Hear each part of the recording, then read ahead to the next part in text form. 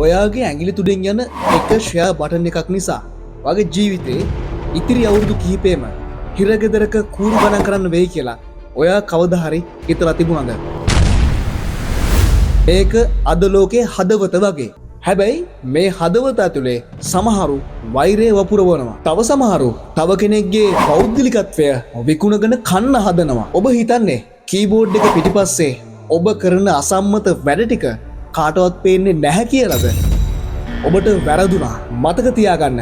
ඔබ ටයිප් කරන හැම අකුරක්ම ඔබ ෂෙයා කරන හැම අසමංචාති වැඩක්ම බලන් ඉන්න ඇස් දෙකක් දැන් ලංකාවේ තියෙනවා. ඒ තමයි ශ්‍රී ලංකා පොලිසියේ සෝෂල් මීඩියා ඩිවිෂන් එක. යම් අපරාධයක ප්‍රචණ්ඩ ක්‍රියාවක හෝ නීති විරෝධී ක්‍රියාවක විට දුව මාස 3කින් විතර පන්ති ආවේ නැහැ කියලා. මාස 3කින් විතර. එතකොට මේ තාත්තා ඔහු ජීවත් වුණේ ඉන්දියාවේ බිහාරවල. මේ සිදුවීම පටන් ගන්නේ කෂ්පු කියන ගැහැණු ළමයාගේ. ඔයාලා දැකලා ඇති සෝෂල් මීඩියා වල වැරද්දක් පෙන්වන වීඩියෝ එකක් ෂෙයා වෙලා පැය කිහිපයක් ඇතුළත අදාළ පුද්ගලයාව නීතිය රැහැනට හසු කරගන්නවා. මේක මැජික් එකක් නෙවෙයි. මේකේ පිටිපස්සේ ඉන්නේ ඊටාම ක්‍රියාශීලී තමන්ගේ අනන්‍යතාවයේ හෙළි නොකර වැඩ කරන සුපිරිම ටීම් එකක්. ඔවුන්ගේ ප්‍රයිවසි එක කොච්චරද කියනවා නම් වැඩේ ඉවරුනාමයි ලෝකේ දැනගන්නේ ඒක කළේ ශ්‍රී ලංකා පොලිසිය කියලා. සෝෂල් මීඩියා විතරක් නෙවෙයි පාරේ දාඩිය හෙරන ට්‍රැෆික් නිලධාරියාගේ ඉඳන් ජීවිතේ පරදුවට තියලා සේවය ඉටු කරන හැම නිලධාරියාම මේ පද්ධතියේ කොටස්කරුවා. කොටින්ම කිව්වොත් පාරේ අවුවේ කට්ට ගන්න පොලිස් කොස්තාපල් මහත්තයාගේ ඉඳලා මුළු දෙපාර්තමේන්තුවම බලාගන්න පොලිස්පතිවරයා දක්වාම හැමෝම එකම පද්ධතියක කොටස්කරුවෝ. තනතුර මොකක් වුණත් ඒ හැමෝම දරන්නේ එකම වගකීමක්. ඒ තමයි මේ රටේ නීතිය සහ ඔයාගේ ආරක්ෂාව. සමහර වෙලාවට අපි දකිනවා පොලිසියේ වැරදි. හැබැයි ඒක වැරද්දක් නිසා අපි අමතක කරනවා ඔවුන් අපි වෙනුවෙන් කරන දහස් ගණනක කැපකිරීම. නීතියේ ඇහැට වැලි ගහන්න පුළුවන් කියලා සමහරු හිතුවට ඩිජිටල් ඇහැට වැලි ගහන එක ඒ තරම් ලේසි වෙන්නේ නැහැ. ඔයාලා හිතනවා ඇති ඔයාලා දැන් ඉන්නේ ඉන්විසිබල් මොඩ් එකේ කියලා. හැබැයි මතක තියාගන්න.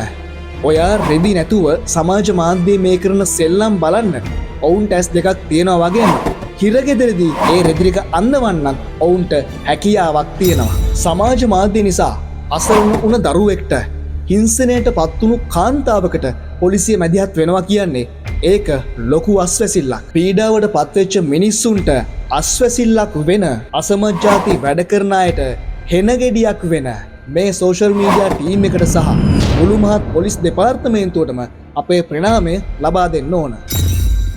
1866 සැප්තැම්බර් 3 වෙනිදා නිල වශයෙන් ආරම්භ වුණු ශ්‍රී ලංකා පොලිස් ඉතිහාසයේ දෙස බැලුවොත් ඔවුන් කාලෙන් කාලයට වෙනස් වුණා. එදා අශ්වයාගේ පිටේ ගිය පොලිසිය අද ඩිජිටල් අවකාශයේ සයිබර් අපරාධකරුවන් පසුපස හබා යනවා. හැබැයි අද ශ්‍රී ලංකා පොලිස් මීඩියා ඩිවිෂන් එක ඉන්නේ වෙනම ලෙවල් එකක.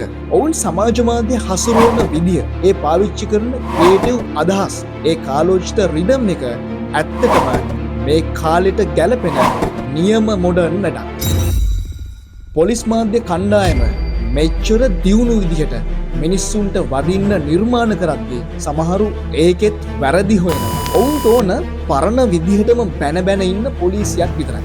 නීතිය දන්නේ නැති එක නිදහසට කාරණාවක් නෙවෙයි. තව කෙනෙක්ව අපහසුතාවයට පත් කරන්න කලින් වීඩියෝ එකක් ෂෙයා කරන්න කලින් මතක තියාගන්න ලංකාවේ නීතිය දැන් හරිම තදයි. ලංකාව ඇතුලේ සමාජ මාධ්‍ය හරහා පෝස්ට් සහ වීඩියෝ ලක්ෂ සංඛ්‍යාත ප්‍රමාණයක් එහා මෙහා වෙනවා. ඒ කියන්නේ හැම තප්පරයකම ඔයා දකින දෙයට වඩා දහස් ගුණයක දත්ත ප්‍රමාණයක් පද්ධතියේ ඇතුලේ කැරකෙනවා. ඔබ දන්නවද මේ මොහොතේ ඔබ සෝෂල් මීඩියා ස්ක්‍රෝල් කරන තප්පර ගාන ඇතුළත ලංකාවේ කොහේ හරි තැනක තවත් එක මිනිස්සෙක් සයිබර් අපරාධයක ගොදුරක් වෙනවා. වැරද්දක් වුණාම පොලිසියට බරින්න කලින් ෆෝන් එක ඇතුලේ ඔයාම අටවගෙන ඉන්න මරවුල් ගැන ඔයා දැනුවත්. අවසාන වශයෙන් කියන්න තියෙන්නේ තාක්ෂණය පාවිච්චි කරලා සමාජය සුද්ධ කරන්න යන ඒ පොලිස් සෝෂල් මීඩියා කණ්ඩායමට අපගේ ප්‍රණාමය හිමි වෙන්නම ඕන.